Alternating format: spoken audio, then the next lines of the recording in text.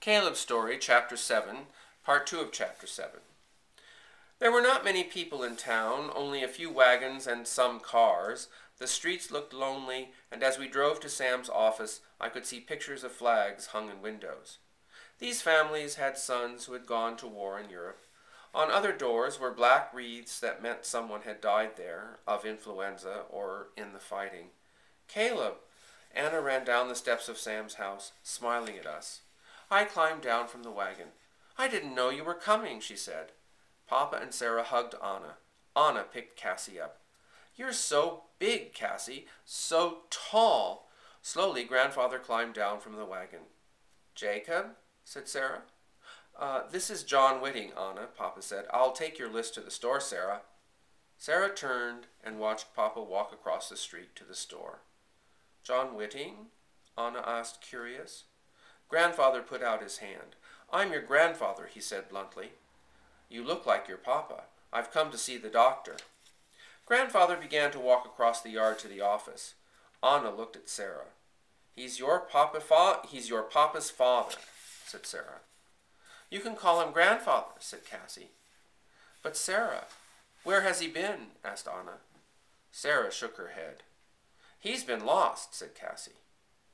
Anna looked past the wagon, watching Papa go into the store. "And Papa's not happy," she said. "I wish you were home," I said to her. "You'd know what to do." Anna turned. "Wait, I'll take you into the doctor," she called to Grandfather. Grandfather waved his hand and climbed up the steps. "I'll do this myself," he said. Anna smiled. "I was about to ask what he was like," she said. "That's easy," I said. "He's like—" "Papa," we said at the same time, laughing. Sarah put her arm around Anna. "You look tired. Are you getting enough rest? Have you heard from Justin?"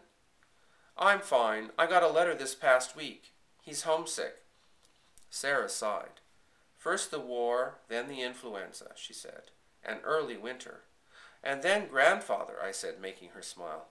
"I like Grandfather," said Cassie. "He calls me the Queen of Questions." Anna laughed.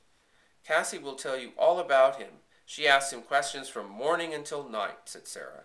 "And Caleb writes everything down in his journal," said Cassie. "Someday I'm going to write everything down too," she added. "Heaven help us," said Sarah. She and Anna began to laugh. Then Sarah's face was serious again. "I want you to be very careful, Anna. We passed the Morgans." "Oh, their baby. I know." Anna's voice trailed off. Tears came to Sarah's eyes. "I'm careful. It's getting better. It really is," said Anna. Behind us, the door opened and Grandfather came out, Sam behind him, frowning. "Well?" asked Sarah. Grandfather waved off her question. I'm fine. I don't want to talk about it," he said. "He's a very stubborn man," said Sam. "Is he all right, Sam?" asked Sarah. Sam looked at Grandfather. Grandfather glared at Sam. "I'm not allowed to talk about my patient, John Whitting. It is confidential," said Sam. "Confidential?" protested Sarah. "He's family, Sam." Sam shrugged his shoulders. "If he says it's private, it's private." Papa came back then, a small box of groceries in his arms.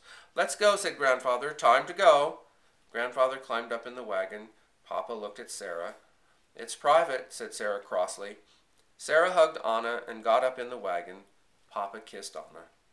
"I hope everything goes well with Justin," Sarah called to Sam. "I hope so too," said Sam, taking Anna's hand. "We hope so," he added. The wagon started off. "Take your medicine," Sam called to Grandfather. Grandfather didn't answer. "Let me see your medicine, Grandfather," said Cassie. Grandfather grunted. "It's in your pocket," said Cassie helpfully. Grandfather sighed and took 2 bottles out of his pocket. "What does this say?" asked Cassie. "I can't tell you," said Grandfather. "I don't have my eyeglasses." "Eyeglasses?" Cassie said what I was thinking. "I never saw you with eyeglasses," she said. "Never once." Grandfather leaned back and closed his eyes. We rode home through the quiet, empty town in afternoon light. We passed the train station where Sarah had gotten off the train, her first step onto our prairie, and we passed the granary. We passed the empty cemetery where the fire had died out. The sun went lower in the sky that spread out above us. The only noise was the sound of the horses' hooves. We came up the road and past the slough and turned into our yard. I looked at Grandfather. What eyeglasses? I pushed open the door to Grandfather's room. Grandfather was folding his clothes on the bed. The 2 or 3 shirts he had brought, his worn pants. "It's late, Caleb," he said. "You should be sleeping." "You should be too," I said. "Good night then, Caleb." Grandfather leaned over to blow out the oil lamp. "Wait," I said. "Before you go to sleep, I want you to read my book. I want you to read what I've written about you." "Not now, Caleb," said Grandfather. I took a deep breath. "I'll read it to you, Grandfather," I said. I opened my book. I began to read to him.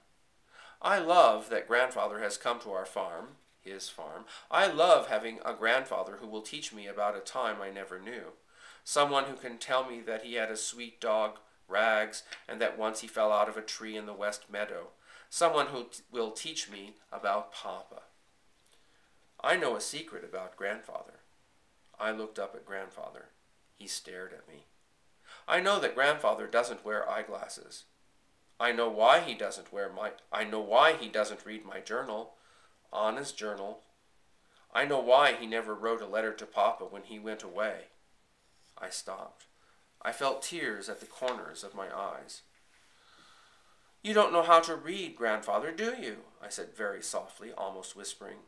"So you didn't know how to write a letter to Papa?" Grandfather didn't say anything.